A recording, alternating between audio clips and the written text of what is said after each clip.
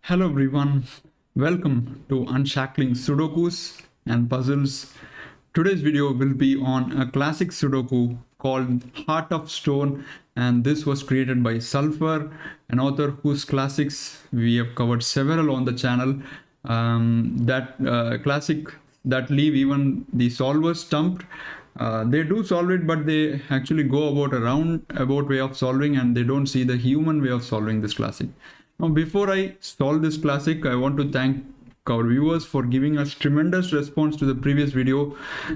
From the average view duration, it's clear that you guys enjoyed the talk up on the Indian Sudoku Championship.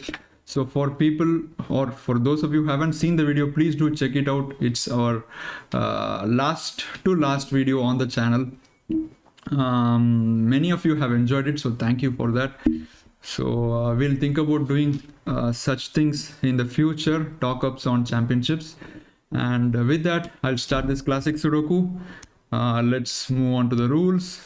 Standard classic rules apply. So each row, each column and 3x3 box in the grid has digits from 1 to 9 without any repetitions. These are the rules. With that, we'll start this classic. So you can see that there are a lot of givens in the grid. So the number of givens may be deceptive in a classic, because sometimes the authors would have designed it in such a way that it goes through a really narrow solve at one point, and the solve becomes really narrow, and then it becomes easier again. So the number of givens doesn't necessarily indicate the difficulty. Anyway, so look at row 4, 5, 6, 7, 4, 8, 9. So the remaining digits are 1, 2, 3. And then I'm seeing 6 in columns 8 and 9 and row 6. So that puts a 6 here. 6 is in row 1 and 2 in columns 4 and 6. All the 6s are done in the grid. Now 3 in rows 1 and 2, keep a 3 here. And there are no more 3s. 4s, give a 4 here.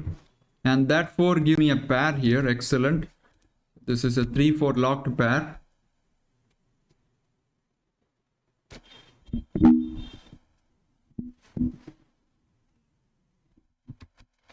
Two, 4, 7, 5 and 6. Okay, 1, 3, 8 and 9. And by the way, I've solved this classic already. It's a really interesting one. And one with a one-stepper, you can say, a logic that is difficult to find, but a really nice classic. Okay. 5 in box 1 has to be in these two cells. So these two cells are 1, 2 and 8.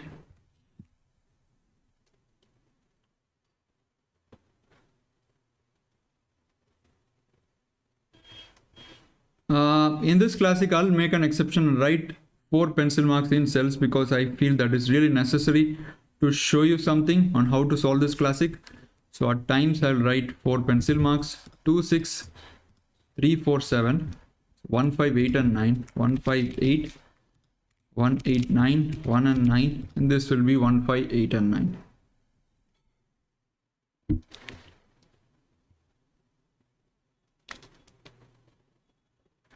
Are we done with the 4s? 4 has to be in these two cells, because 4 cannot be here.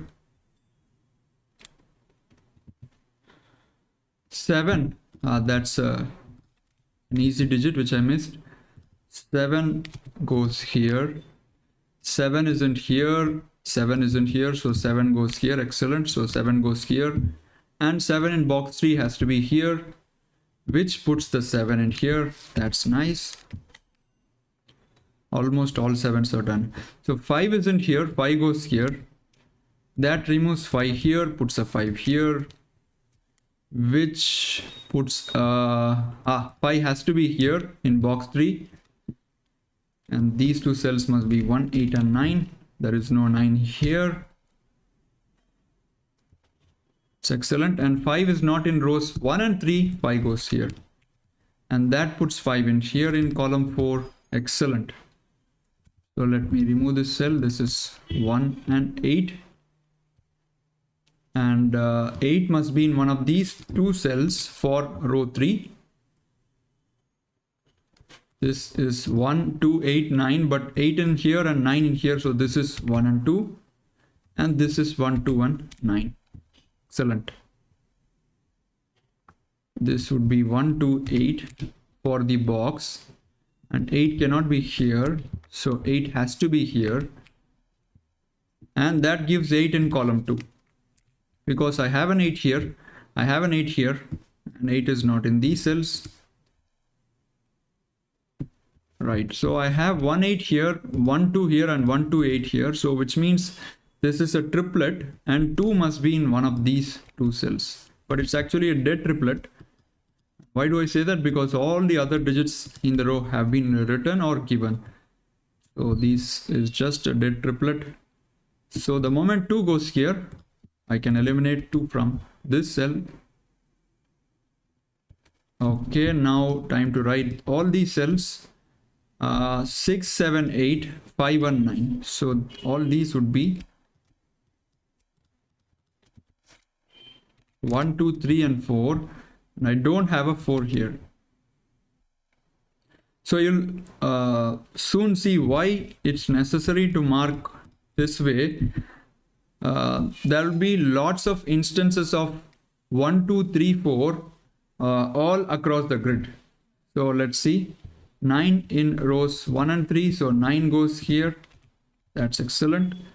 And now these two cells cannot be 4, 6, 7 and 5, 8 and 9, so these must be a 1, 2 and 3. Wow. 4, 5, 7, 6, 8, 9. So 1, 2, 3 triplet in column 8. That leaves exactly 2 cells to put the 8 and 9. Very nice. And now if I look at column 5, all these cells cannot take 7, 5, 6, 9 and 8. 5, 6, 7, 8, 9. So they must be 1, 2, 3 and 4. 4 doesn't go here. And if you look closely, 4 in rows 4 and 6 and column 6. So that puts 4 in here, which is excellent. So we have more or less written all that is to be marked. Maybe for this column we can do some things. 4, 8, 5, 6, 3, 7. So 1, 2 and 9. And this should be 5, 6, 2, 4, 7. So 1, 3, 8 and 9. This is 1, 3 and 9.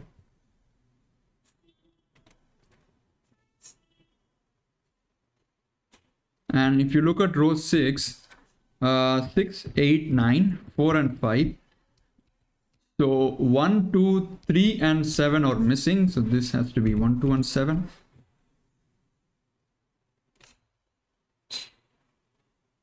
And as far as column 1 is concerned, 9 goes here. So now we are just basically hitting at straws. There's not much, really not much. Okay.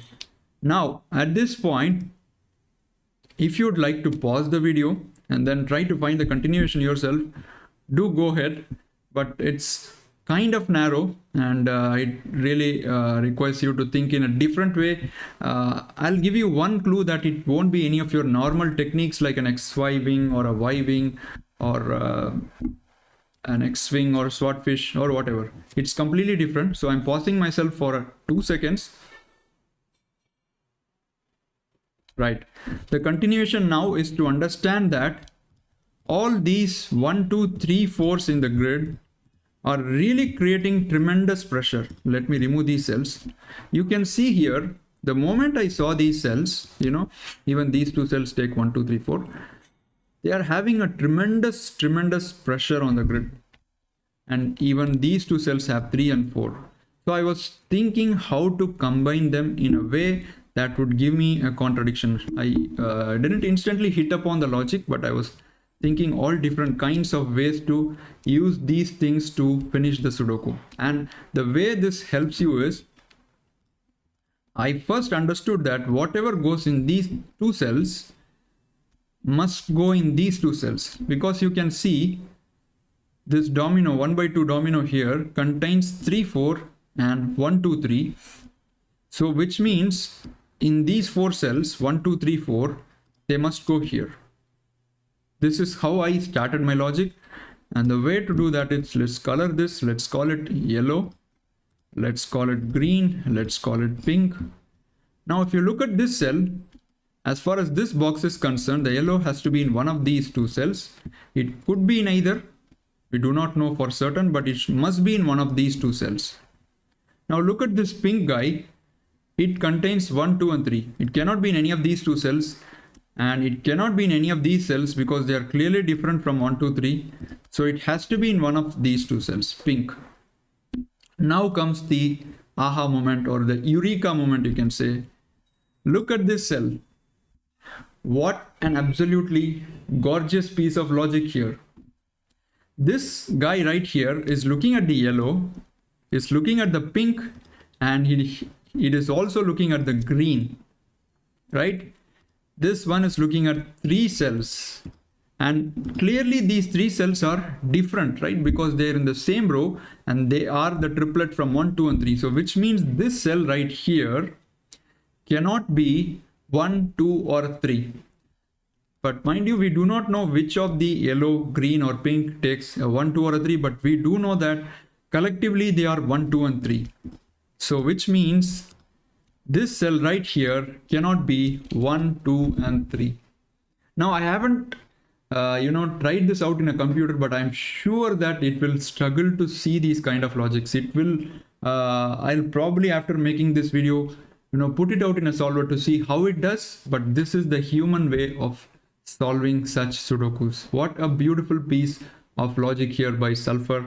It really gives you tremendous joy to find such beautiful steps. This has to be a 4. Let's remove the color, and now the 4 in one of these 2 cells is pushed here, which gives a 5 here, which gives a 7 here. Instantly so many digits, and that 5 is going here, 7 now goes here, and these 3 cells are 1 2 3. So again some 1 2 3 stuff going on. And now in row 7, 4 goes here, which means this is 1 2 3, and 4 displaces this 3 4 pair, 4 3, and there is no 3 in here, so 1 and 2. That puts 3 in here, which removes 3 from here, which puts 3 in here, which removes 3 from here. So I have 1 and 2 pair in row 4 because of this 3 and this pointing pair. So 3 goes here, so green is the 3, and these 2 cells are 1 and 2 for the column, and this would be 8. What a beautiful sequence of gorgeous logical steps, really. So 8 here gives me a 9 in this cell, which puts an 8 here. Really gorgeous logic, guys. So 8 puts 1 here, 9 here, and 9 in this box has to be here. This will be 1 8 pair, giving me 2. So this is 1, this is 2, this is 8, and 9 is in one of these 2 cells, which is going here now. So this is 1 or a 2, and this is also 1 and 2. 4 6 9 5 7 and 1 2. So this will be a 3 8, and 8 is in here, which means this is 3, this is 8. 1 and 2 pair, so this would be 3 and 9, and 9 is here, so that's a 3, that's a 9, that's 1 2 again. So 1 is in here, which means I know the yellow is 1 and pink is 2, pink is 2, this is 1. So let's remove these colors now. They've served their purpose. This yellow is removed, so this is 2. This would be 1 3, and okay, this is 1, this is 3, this would be 2, this is 1 2, and this is 1 3, 1 3, and let's see, 8 goes here. This is 1 1 1 3 3 and 2, And with that, we've completed this really excellent Sudoku by Sulphur. It really illustrated the technique that a cell which sees 3 other distinct cells has to be different from all those 3. What a really nice way to construct such a Sudoku. Hope you enjoyed this video. Please do remember to subscribe to the channel and do consider supporting us on Patreon. We've been producing videos for close to 5 years now, and then we'd really appreciate your support. Thank you for watching. We'll see you soon. Bye bye.